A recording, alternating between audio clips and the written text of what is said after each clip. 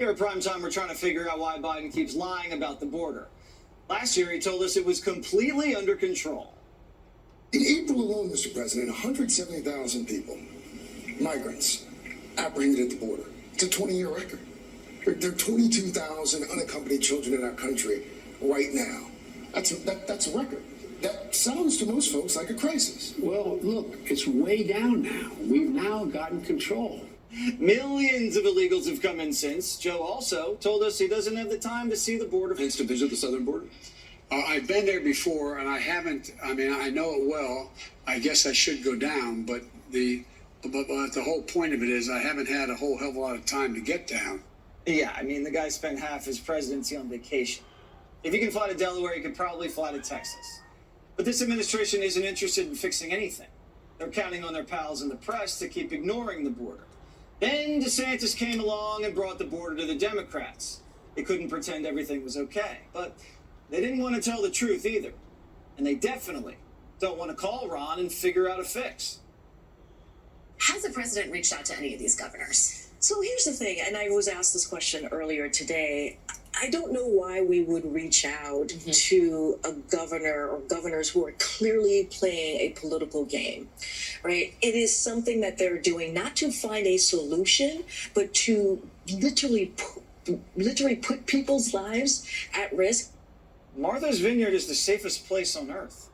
There hasn't been a murder there since Ted Kennedy drowned a woman in his car. How are their lives at risk exactly? Someone gets hit in the head when Obama slices a drive? Alan Dershowitz talks their ear off at the Chillmark store?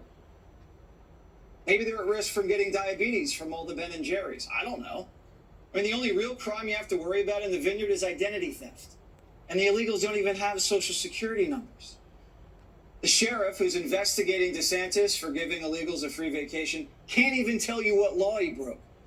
The sheriff is just hangry that the governor flew his cooks and waiters away. If you go to any restaurant in San Antonio, Texas right now, you're going to wait a long time to get your table, even though there's empty tables, because there's not enough wait staff to wait on you. You're going to wait a long time for your food because there's not enough people to cook it in the back. Half the cooks maybe aren't showing up to work, or they've quit. Hire these folks. The sheriff wants to arrest DeSantis for kidnapping the guys who were supposed to cook his enchiladas.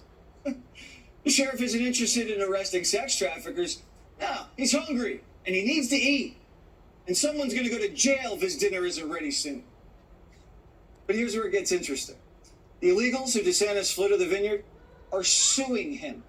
Let that sink in. Illegal immigrants are suing a sitting U.S. governor. They broke into our country, and the first thing they do is sue a Republican. Give us you're tired, you're poor, and you're litigious. Of course, this wasn't the migrants' idea. I mean, they're new to the country. They don't know how easy it is to sue a leading Republican presidential candidate. The migrants hired a lawyer. Actually, maybe they will fit in here.